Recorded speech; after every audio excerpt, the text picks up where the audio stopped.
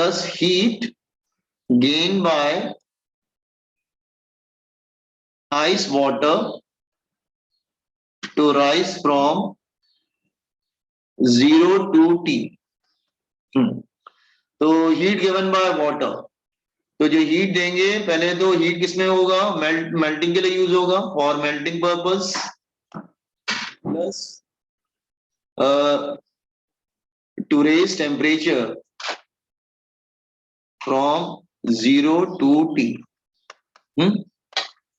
यहाँ पे हम क्यों नहीं चेक कर रहे हैं, क्योंकि ऑलरेडी आपको मालूम है 0 तो है ही नहीं आंसर में, तो इसका मतलब मेल्ट हो जाएगा वो, ठीक है। अच्छा, तो ये क्या हो जाएगा, Sm डेल्टा टी,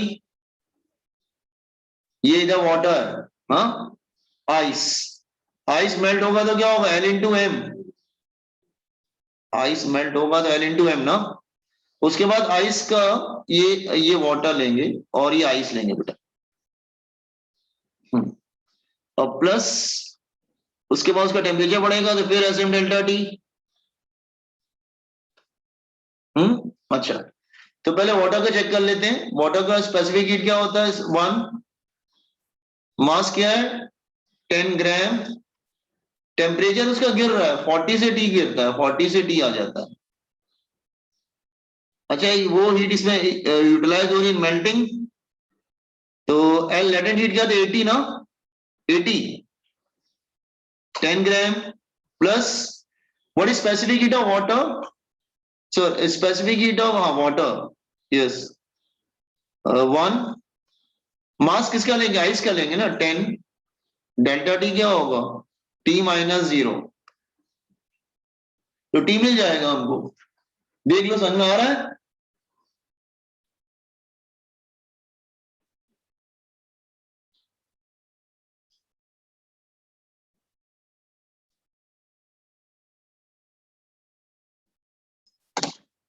इसमें 0 आता है, उसमें एक बार चेक करते हैं मेल्ट कर पाएगा कि नहीं, इसमें तो 0 आ ही नहीं रहा, तो चेक करने की जरूरत नहीं है।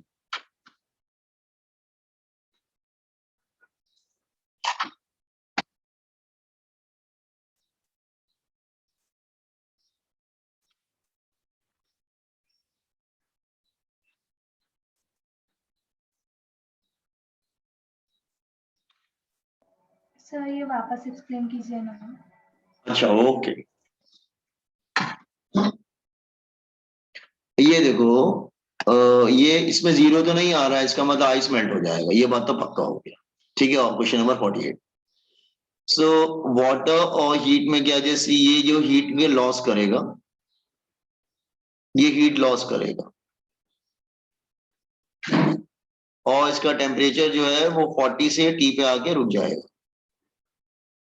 What about ice, 0 degree Celsius ice पहले 0 डिग्री सेल्सियस वाटर में चेंज होगा, उसके बाद उसका टेम्परेचर बढ़ेगा 0 से लेकर टी, ठीक है। तो ये लॉस कर रहा है और ये गेन कर रहा है, हीट गेन, ठीक है। तो आप ये देखो, तो वाटर ने हीट को लॉस किया, ठीक है, लॉस कर दिया उसने, कुछ हीट एमिट कर दी, और उसके बाद टेम्परेचर जो है 40 से गिर के किधर आ गया, टी आ गया, तो हमने फॉर्मूला अप्लाई कर दिया, delta Q is equal to S M delta T, left hand side हमारा आ गया। अब वो जो हीट है ना, दो बातों में यूज हो रहा है ना, पहले वो आइस को मेल्ट भी कर रहा है पूरी तरीके से, पहले आइस को मेल्ट कर दिया उसने एल इंटू एम, फिर मेल्ट करने के बाद जो आइस वाटर में कन्वर्ट होगा, उसके बाद उसका टेम्परेचर बढ़ाएगा ना 0 से टी, टी जो है final temperature of the mixture है। तो हमने राइट हैंड साइड पे दो पार्ट लिखे हैं, एक में क्या हो रहा है, हीट मेल्ट हो रहा है, सी जो हीट जो है वो मेल्ट हो रहा है, तो इसमें क्या लग जाएगा, delta Q is equal to L into M, अब जब टेम्परेचर राइज करेगा तो लग जाएगा एस एम डेल्टा टी। तो इसमें दो फॉर्मूले लग रहे हैं, जबकि इसमें एक ही लग रहा है, delta Q is equal to S M delta T, क्योंकि लॉस कर रहा है और ये गेन कर रहा है। तो जो लॉस है वो दो बातों में यूटिलाइज हो रहा है, एक तो आइस को मेल्ट करने में, दूसरा आइस का टेम्परेचर बढ़ाने में यूज हो रहा है, समझा क्या?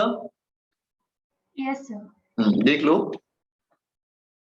तो ये कितना आ जाएगा, दैट इज 10, 40 माइनस टी, ये कितना हो जाएगा 800 प्लस 10 टी, ये कितना हो जाएगा 400 minus 10 T is equal to 800 plus 10 T, तो 20t इज इक्वल टू 400, तो t इज इक्वल टू 20।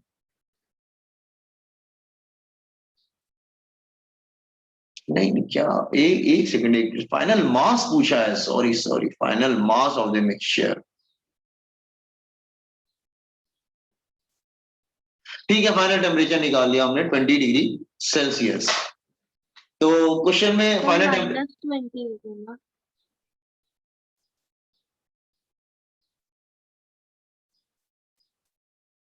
एक मिनट रुको जरा।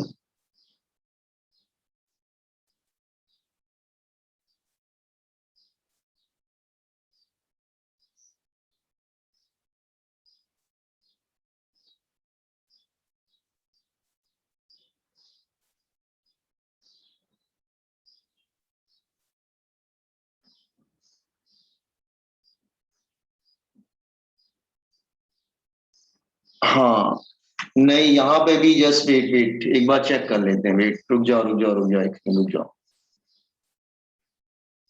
यहाँ पे भी शायद आइस मेल्ट नहीं हो पाएगा, एक मिनट रुक जाओ, चेक कर लेते हैं।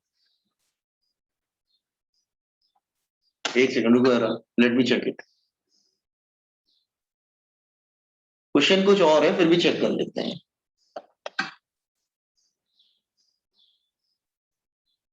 एक्चुअली मैंने क्वेश्चन ठीक से पढ़ा नहीं था, चलो।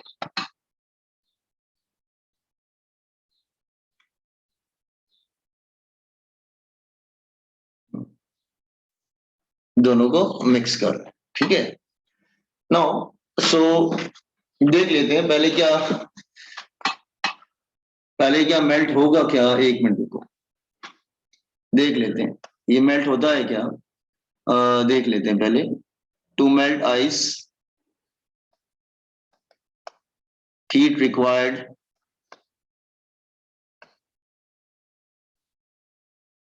delta Q is equal to L into M, तो 80 into 10 800 calorie.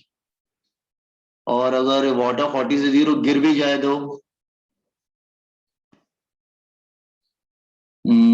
SM delta T, heat given by water, इसीलिए वो प्रॉब्लम आ रहा था, शायद ये भी नहीं मेल्ट कर पाएगा। Delta Q is equal to S क्या है 1, मास 10 है, डेल्टा T क्या होगा 40 माइनस 0, तो ये 400 कैलोरी आ रहा है। नहीं तो इसका मतलब हीट कम है, वो मेल्ट नहीं होगा। मेल्ट होगा क्या बॉयज एंड गर्ल्स, वो मेल्ट होगा? No, sir. नहीं मेल्ट होगा, नहीं मेल्ट होगा, आइस विल नॉट मेल्ट।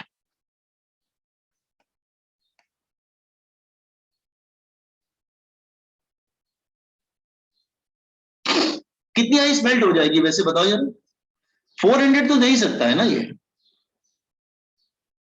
पूरी आइस मेल्ट नहीं होगी लेकिन थोड़ी बहुत तो मेल्ट हो ही जाएगी ना। 400 complete ice will not melt, ice will not, complete ice will not melt. एक सेकंड रुको बच्चे, क्या है, एक सेकंड रुको, गुड क्वेश्चन, रुक जाओ मैं समझा रहा हूँ इस क्वेश्चन को। हाँ पूरा आइस, एक मिनट,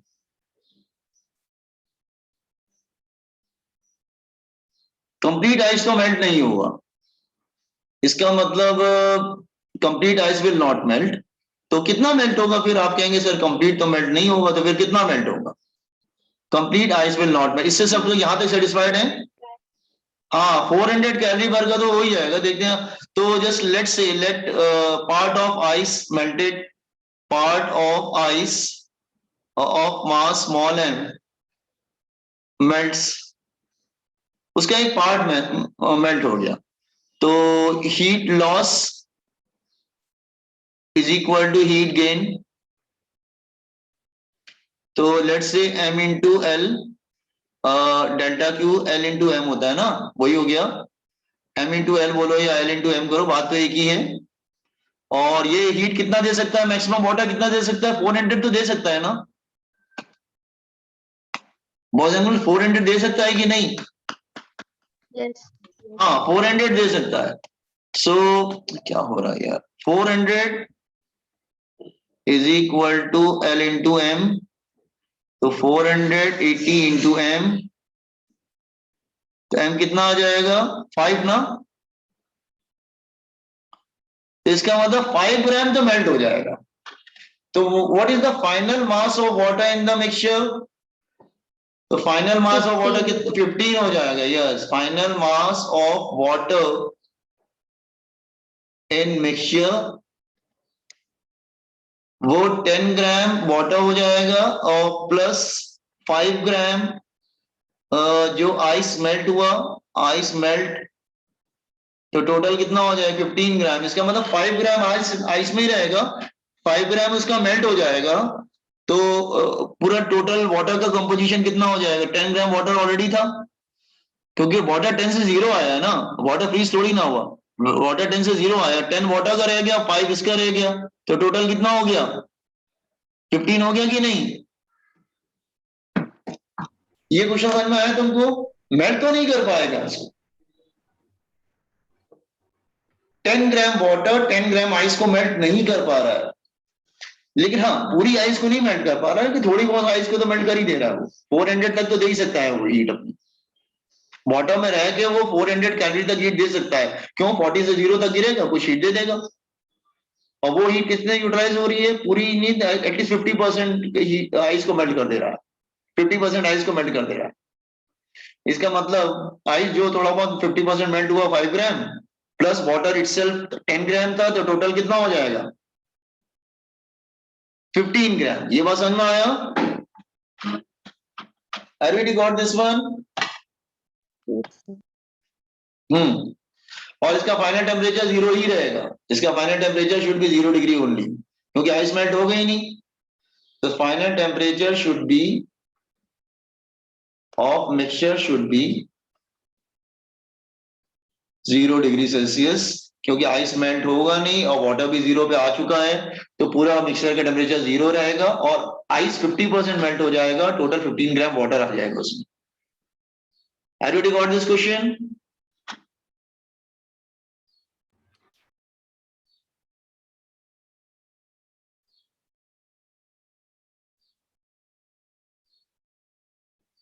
फोर्टी नाइन देखो, उसके बाद जिसको कॉपी करने के बाद 49 समझ गया ना? क्वेश्चन देखो बहुत अच्छे से समझना, क्योंकि स्पेसिफिक हीट लैटेंट हीट ऐसे नहीं होता, उसमें तुम स्टक कर जाओगे।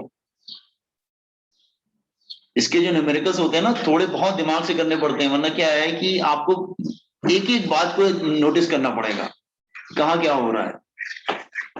वो कॉन्सेप्ट नहीं लगता है कि heat loss is equal to heat gain, सीधे डायरेक्ट लगा दिया, ऐसा कुछ नहीं, वो आंसर गलत आने लगेगा। Everybody got it? So I proceed to question number 49. Yes. हाँ, okay. 1 minute. Yes, sir.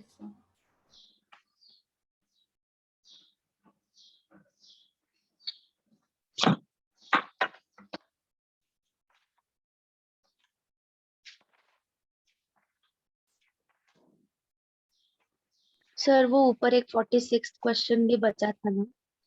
कौन सा? वो इतना इंपॉर्टेंट नहीं था, बाद में कभी करवा दूंगा, ठीक है।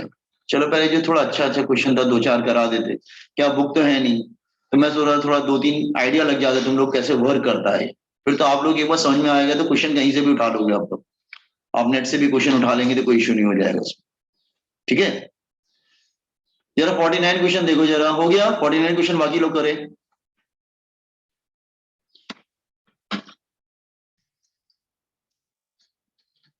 फाइव 40 ग्राम ऑफ वाटर, अब ये भी यहाँ पे वाटर आइस है, मास इज 540 ग्राम,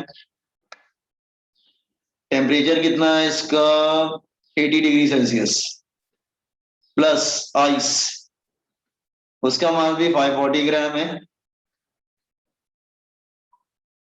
और इसका टेम्परेचर है 0 degree Celsius. Find the final temperature mixture. पहले तुम चेक कर लो मेल्ट कर पाएगा कि नहीं कर पाएगा, just check it first. First of all बेटा चेक करो कि मेल्ट कर पाएगा कि नहीं कर पाएगा। तो मेल्ट कैसे होगा? To melt heat required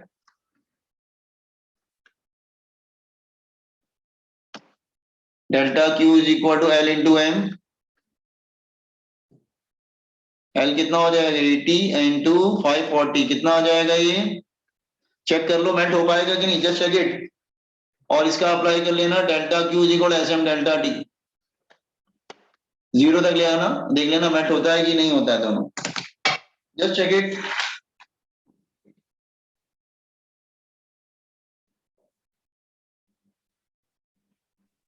sir होता है। हो जाता है। ये कितना आ रहा है, 80 इंटू 540 कितना आएगा, 00 8 4 32 40 43 4320 आ गया ऑलरेडी ना। और ये कितना आ रहा है 1 540, डेल्टा टी क्या होगा 80 माइनस 0, दोनों सेम आ जा रहे हैं। 43200 कैलोरी, इसमें परफेक्ट है बिल्कुल। Heat loss is equal to heat gain, मतलब आइस मेल्ट हो जाएगा, लेकिन क्या टेम्परेचर बढ़ेगा क्या, मेल्ट तो हो जाएगा बट टेम्परेचर बढ़ेगा क्या। वाटर 0 पे आ चुका, आइस मेल्ट हो गया, वो भी 0 पहले आइस जो है ना बेटा 0 डिग्री आइस पहले चेंज होता है, 0 डिग्री सेल्सियस वाटर में चेंज होता है, तो फाइनल टेम्परेचर क्या रहेगा फिर, मेल्ट तो हो जाएगा बट फाइनल टेम्परेचर स्टिल 0 ही रहेगा, क्योंकि उसके बाद टेम्परेचर बढ़ नहीं पाएगा, क्योंकि जितना हीट देना था वाटर ने दे दिया, आइस मेल्ट हो गया, आइस मेल्ट कंप्लीटली हो जाएगा, that is okay. Mixture water content कितना आ जाएगा, water total water content, total water हो जाएगा 540 प्लस 540, वो हो जाएगा ग्राम, वो हो जाएगा। But temperature I think change नहीं होगा, टेम्परेचर 0 ही रहेगा, क्यों, ठीक है ना।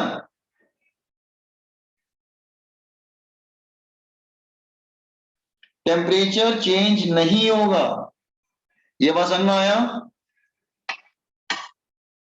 क्यों नहीं चेंज होगा, ठीक है मेल्ट तो कर दिया, ठीक है मेल्ट हो गया, लेकिन आइस 0 डिग्री, आइस पहले 0 डिग्री सेल्सियस वाटर में कन्वर्ट होता है ना, तो ठीक है वाटर सेल्फ 0 पे आ चुका है हीट देने के बाद, और आइस मेल्ट हो गया 0 पे, वो भी आ गया, तो दोनों 0 पे ही आ गया फिर, तो what is the final temperature of the mixture, again 0 degree Celsius.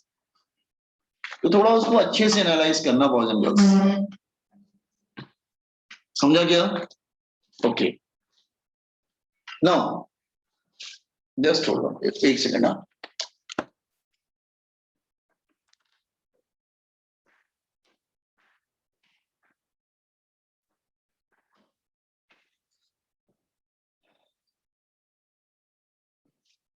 Boys and girls, hello,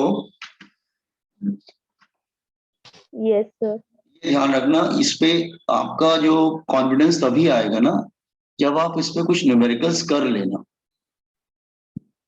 at least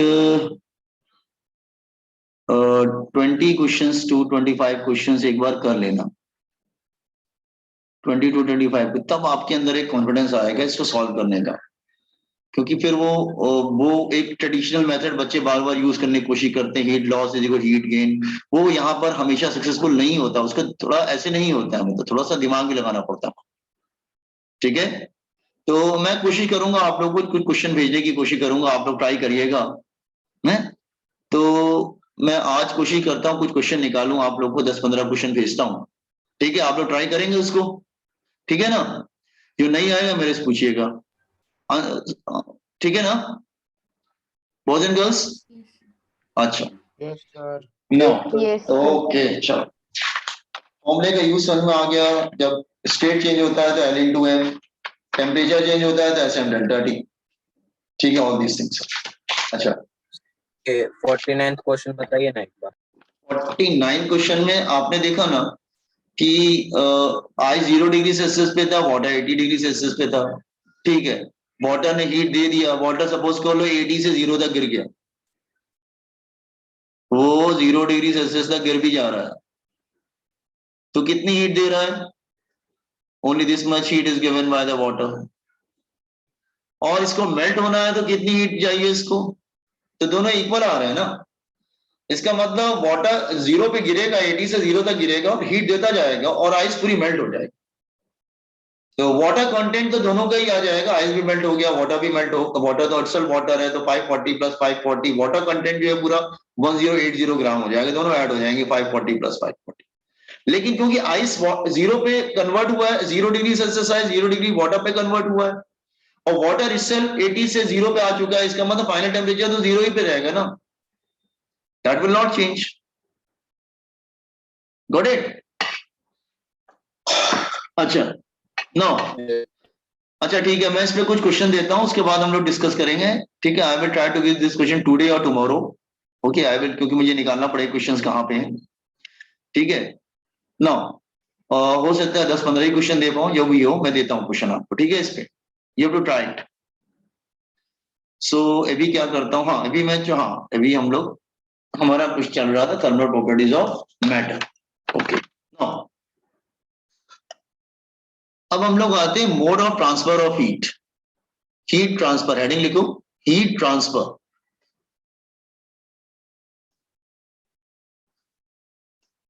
There are three modes of transfer of heat.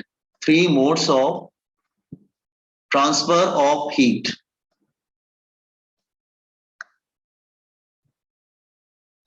आप लोगों ने लोअर स्टैंडर्ड सुना होगा, कंडक्शन, कन्वेक्शन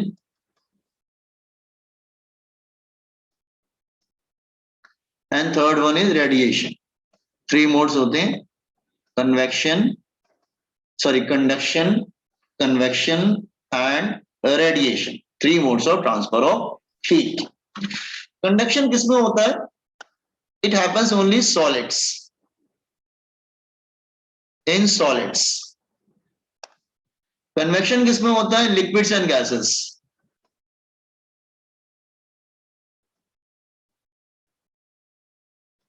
रेडिएशन के लिए medium not required, medium not required,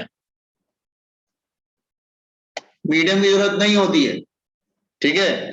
जैसे conduction में क्या है, सपोज कर लो ये फ्लेम है, लेट्स से फ्लेम, ये फ्लेम है सपोज कर लो, ये फ्लेम है। आप फ्लेम में सपोज कर लो, फ्लेम में आप देखना बर्नर के ऊपर अगर सपोज कर लो कोई स्पून है, स्टील का स्पून है, और स्टील के स्पून को आप इस तरह से स्टील के स्पून को आप इस तरह से बर्नर के फ्लेम के ऊपर रखेंगे तो what will happen, what you will notice, आपने अदर एंड होल्ड कर रखा है, वन एंड जो बर्नर में रख दिया है, तो after some time you will feel other end also get heated, जो दूसरा एंड होगा वो भी गर्म होने लगेगा, होता नहीं। अगर स्पून है आप उसको वन एंड होल्ड करके अदर एंड बर्नर के फ्लेम में रख देंगे तो व्हाट विल हैपन, थोड़े समय बाद दूसरा एंड भी गर्म होने लगता है। क्यों? क्योंकि हीट फ्लो करता है from high temperature to low temperature, heat ऐसे फ्लो करने लगता है। कंडक्शन सॉलिड्स में होता है। Are you getting what I am saying? Okay. अच्छा एक बात बताओ, स्पून को अगर तुम वन एंड होल्ड करके अदर एंड फ्लेम में रख के इसको हीट कर रहे हो तो थोड़ी बाद दूसरा एंड भी हीट हो जाता है, तो क्या वहां पे पार्टिकल्स का माइग्रेशन होता है क्या? पार्टिकल्स क्या एक जगह से दूसरी जगह जाते हैं क्या? ऐसा तो नहीं होता है ना, होता है क्या? पार्टिकल्स एक जगह से दूसरी जगह जाते हैं क्या boys and girls? No sir. Particles तो नहीं जाते हैं, तो no actual migration of particles, no actual migration of medium particles, migration of medium particles, medium के पार्टिकल्स माइग्रेट नहीं होते, हीट फ्लो जरूर करता है लेकिन मीडियम के पार्टिकल्स माइग्रेट नहीं होते। अच्छा, कन्वेक्शन लिक्विड और गैसेस में होता है। सपोज कर लो मैं ये कोई बीकर ले लेता हूं, let's say it's a beaker here, और इसमें मैं कोई लिक्विड रख देता हूं,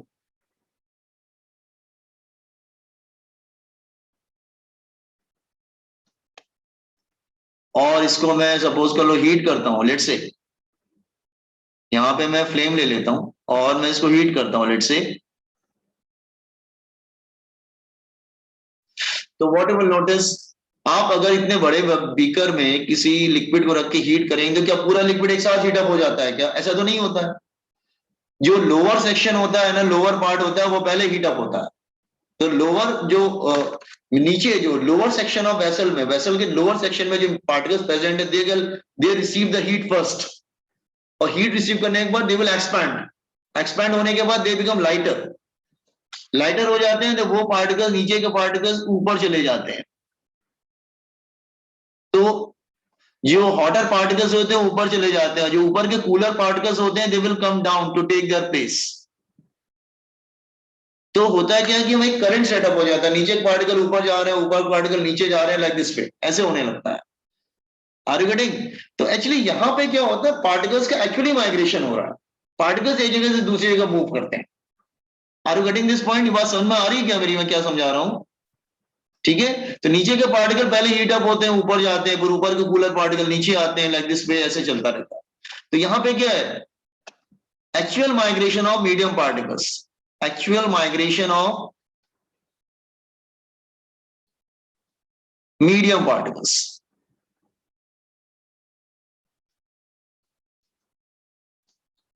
अच्छा, अब आते हैं रेडिएशन के लिए। रेडिएशन के लिए medium is not required, medium जरूरत नहीं होता है बेटा। एक्चुअली आपने देखा होगा ना, सपोज दिस इज अर्थ, ये हम अर्थ ले लेते हैं, this is earth and here it is sun. Sun से जो हीट आती है, सन से जो हीट आती है ना वहां से, वो क्या वैक्यूम को ट्रेवल करके आती है ना। तो क्या यहाँ पे मीडियम की जरूरत होती है क्या उसको? नहीं ना, मीडियम की जरूरत तो नहीं होती। अच्छा, सन से जो हीट आती है उसमें हीट वाला पार्ट कौन सा होता है? Yes, anybody having idea? Sun से जो रेज आती है उसमें हीट वाला पार्ट कौन सा होता है? वैसे तो सन में सभी टाइप के रेज होती है, लेकिन हीट वाला कंटेंट कौन सा होता है? अल्ट्रा वायलेट रे नहीं, infrared rays. Yes yes, infrared rays. जो इंफ्रारेड रेज होती है बेसिकली वो हीट रेज होती है।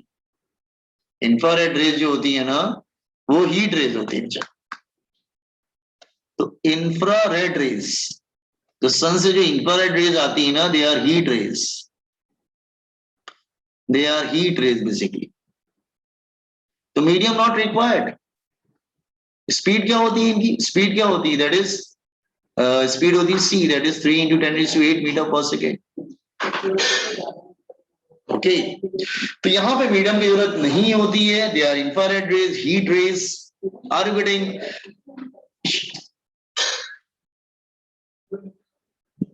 तो जो है सॉलिड, लिक्विड्स एंड गैसेस, तीनों क्लियर हुआ? What is conduction, convection and radiation, boys and girls? Yes.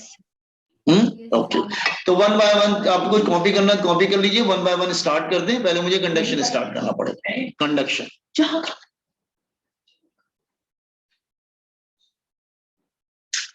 Conduction,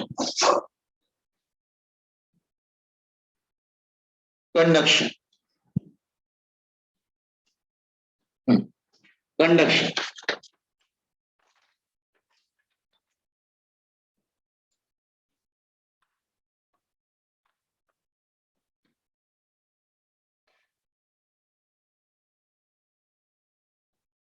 conduction, can I start conduction? Sir ये कॉपी करना है। हाँ कर लीजिए, कर लीजिए।